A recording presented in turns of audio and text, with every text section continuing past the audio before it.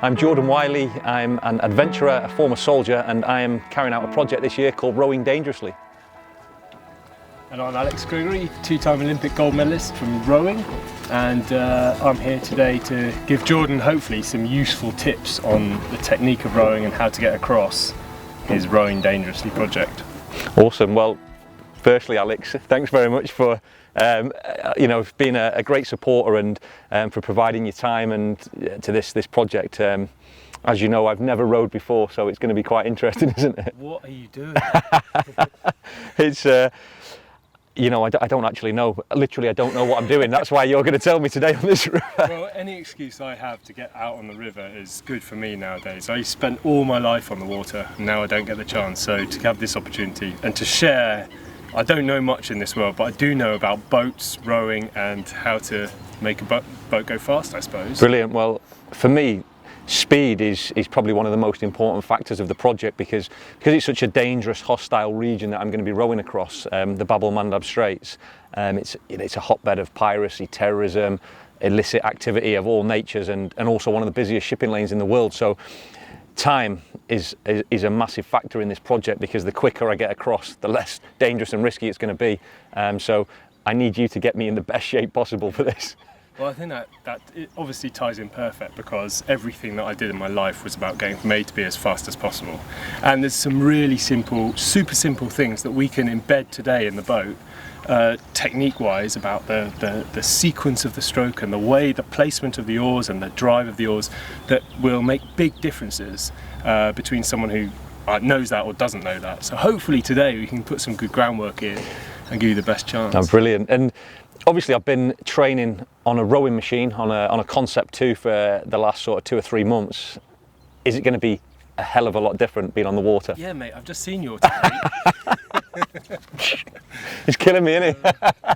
I think, no, I mean the basics are the same. That's why the rowing machine was such a useful tool for me in my Olympic career. We were on that rowing machine every day because it gives you the fitness you need, but also it works the sequence and the technique of the stroke, which we have to embed. So when you're under pressure in a race situation or in a dangerous situation that you're going to be in, you don't even have to worry about technique and think about technique. You can still keep moving fast at speed, get out of the situation you need to get into. So if we embed that technique, which is perfect to practice on the rowing machine, but there are obviously technical differences and some sort of nuances that will come into play on the water. So yeah. we'll cover all those today. And for you, obviously, you've been at an elite level, double gold medalist. How much of the rowing machine would be part of your training? Probably 40%. Yeah. So we used to train 3 times a day, 7 days a week, 350 days a year, and every day we'd be on that rowing machine. To ensure that our fitness was up, our fitness was constantly improving. That was obviously a massive priority in the sport.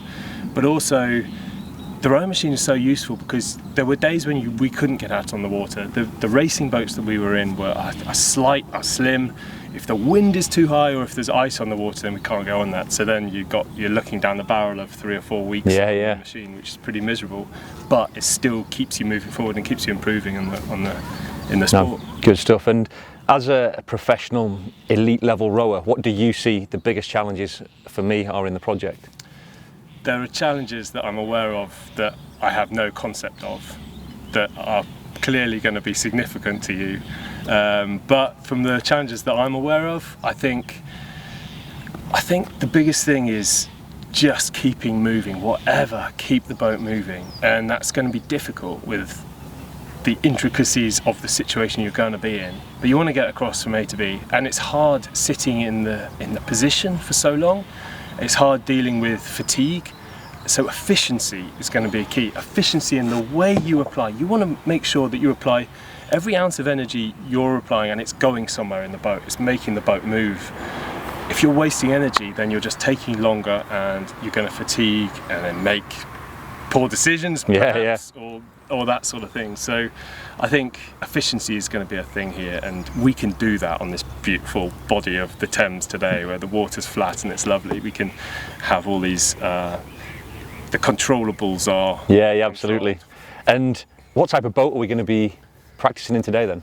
Yeah, so today we're going to be going in a double scull.